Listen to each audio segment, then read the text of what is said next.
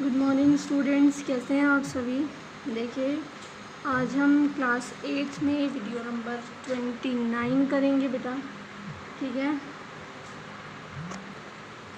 और आज हम पढ़ेंगे धातु और अधातु जो होती हैं तो उनकी विस्थापन अभिक्रियाएं क्या होती हैं। देखिए बेटा, विस्थापन अभिक्रिया का मतलब क्या होता है।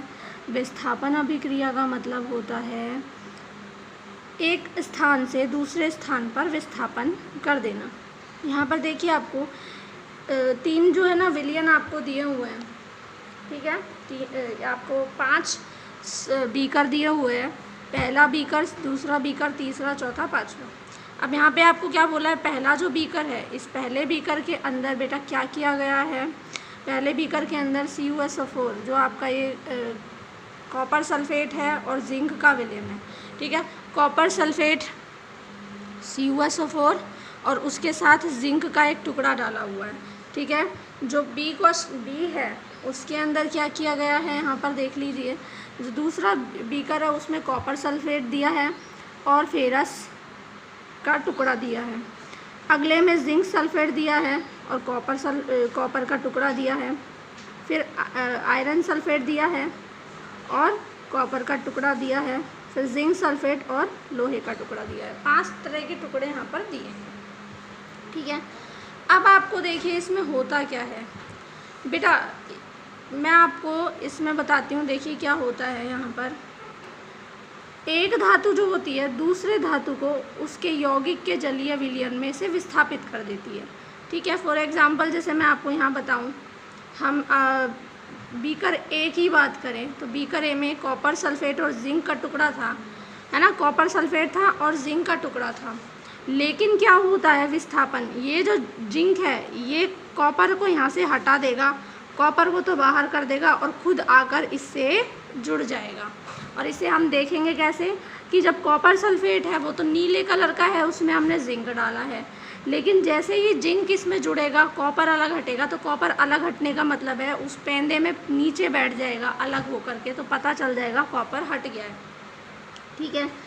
इसी तरह से बी में भी होता है, बीकर बी में भी, क्योंकि बीकर बी जो है उसमें कॉपर सल्फेट और फेरस है, तो फेरस जो है ये कॉपर को हटा देता है और खुद लग जाता है। अब जो सी है ना, सी में क्या है, जिंक है और तांबे की छीलन है। तो सी में और जिंक और लोहे की छीलन ई, इन दोनों में कोई भी विस्थापन नहीं होता, है ना। क्यों नहीं होता, हम इसे भी देख लेते हैं, अच्छे से समझ लेते हैं इनको। देखिए बेटा क्या होता है, बीकर ए में जिंक कॉपर को प्रतिस्थापित कर रहा है ना, और कॉपर जिंक को प्रतिस्थापित नहीं कर पा रहा है सी में। तो ये क्यों होता है, ये नियम बनते हैं बेटा, उसके अकॉर्डिंगली होता है कि जो ज़्यादा ताकतवर है, ज़्यादा अभिक्रियाशील है, वो बदल देगा, वो अब कहीं भी जाके लग जाएगा, किसी को भी हटा सकता है। जो जिंक होता है वो कॉपर और आयरन दोनों से ज़्यादा अभिक्रियाशील है।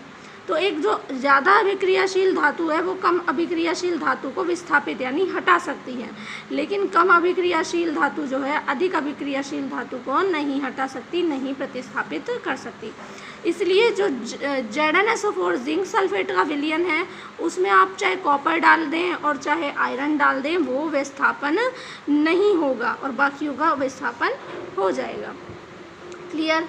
तो ये था आपका विस्थापन। अब हम पढ़ लेते हैं इसमें बेटा धातु और अधातुओं के क्या क्या उपयोग होते हैं, जिन्हें हम इतना पढ़ रहे हैं उनके कुछ उपयोग भी हैं।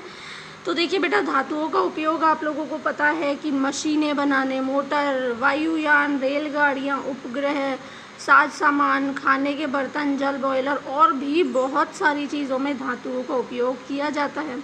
तो क्या अधातुओं का उपयोग नहीं होता, तो हम देख लेते हैं। अधातुओं का भी बेटा बहुत उपयोग है, जैसे कि हम सांस लेते हैं वो अधातु है, उपयोगी है। जल का शुद्धिकरण प्रक्रम जब हम करते हैं उसमें भी अधातु काम आती है। पौधों में उर्वरक मिला रहे हैं वो अधातु है। एंटीबायोटिक के रूप में जो घाव पे लगाते हैं दवाई, वो भी अधातु होती है। पटाखों में भी अधातु काम में आती है और भी बहुत सारे चीज़ों में अधातु ही काम आती है। देखिए बेटा, हमारे शरीर में भी धातुएं होती हैं। जैसे आपसे कभी किसी ने कहा हो कि आपके शरीर में आयरन की कमी हो गई है, ठीक है, अब हम एक और चीज़ देख लेते हैं बेटा, तत्व क्या होता है। मतलब वही रासायनिक अभिक्रिया आपने की, उसमें नए नए पदार्थ बने। अब कई ऐसे पदार्थ भी बन जाते हैं जो अभिक्रिया में पहले थे ही नहीं, ठीक है।